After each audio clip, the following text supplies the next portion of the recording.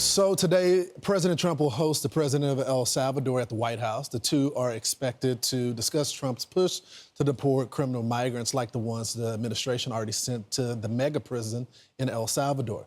Meantime, the Department of Justice says that the courts have no authority to order the administration to return the deported Maryland man back to the United States. Joining us now, the Homeland Security Secretary, Kristi Noem. Welcome, Madam Secretary. Thank you for joining us this morning. Thank you for inviting me, Lawrence. So, Madam Secretary, I'm enjoying this showdown because the Supreme Court essentially gave the courts some authority as it relates to coming up with an agreement, but it didn't say that the court could do foreign policy. In your latest filing, I found something very interesting from it. This is you, the plaintiff.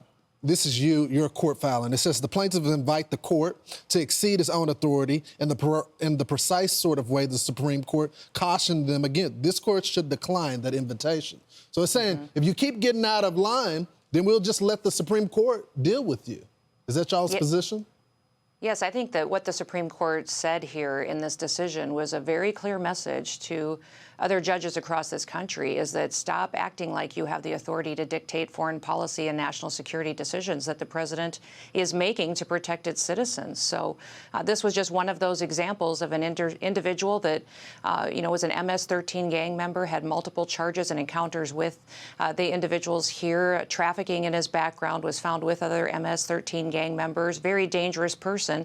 And what the liberal left and the fake news are doing to turn him into a media darling is sickening. We need to stop doing this, stop allowing liberal judges to try to dictate what President Trump is doing to make America safe again. So I'm grateful for the Supreme Court's decision, and I'm hopeful that we can have a new path forward where the president and his powers are recognized. This judge has said that he wants daily updates.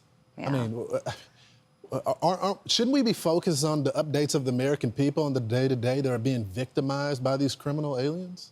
Absolutely. That's what we get up every single day to make sure that we are doing, Lawrence. It's amazing what President Trump has already done by closing down the border, making sure we're enforcing our federal laws, doing all we can to identify those that are in this country that don't belong here, that are committing crimes, and we're continuing to enact policies that will give us the chance to do that. You've had quite a bit of discussion on Real ID and its implementation here in the country, and the reason that Real ID is being enforced is because it's a federal law. Joe Biden kicked the can to May 7th, and this Real ID is going to just empower the states to make sure we're checking people's residences. Their current legal status will be verified. We're going to make sure that people who are getting Social Security numbers in this country aren't voting in states. The states have the power and the information to ensure election integrity. And here at the federal level, that information is not going to be any biometric information. It'll just allow people to get an ID that they should be on our planes. They should be people that are United States residencies, and that legal status will be checked. So it'll allow us to get more information to states so that they're making sure that they're protecting their election laws as well. So, Madam Secretary, what's the confusion on this? Because I've heard some women say that this is very difficult for them. I actually checked. Apparently, in the state of Texas, I already have a real ID. I didn't even know it was given to me. Yeah, it's interesting, Lawrence. You know, some of the most conservative states are the first ones to put it in place because they recognized. South Dakota was the first state to do it. Florida, Texas. We already have 81% compliance of all travelers already have a real ID.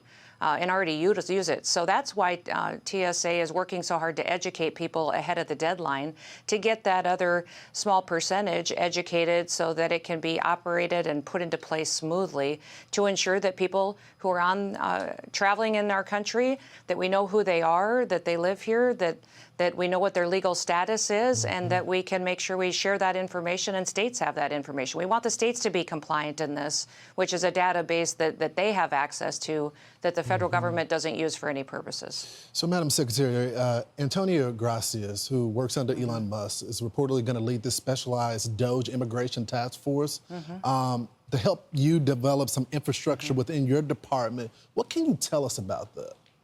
Well, I've met Antonio, and he's brilliant. He's going to be working to make sure that individuals who got Social Security numbers in this country should be using them for the right things, and they shouldn't be on our benefit programs. You know, we have over 6,000 individuals that have been identified through their work already that have been on the terrorist watch list, that they are known criminals. How does that happen, Madam Secretary? How does that happen? It happens when you put a train wreck like Joe Biden in the White House, and it's going to be a lot of work to clean it up. But just in the last 4.5 years, we've had over 9 million people get Social Security numbers that are not U.S. citizens. So they may be people who have some sort of legal status, but a lot of them are illegals that were given a Social Security number in just the last 4.5 years.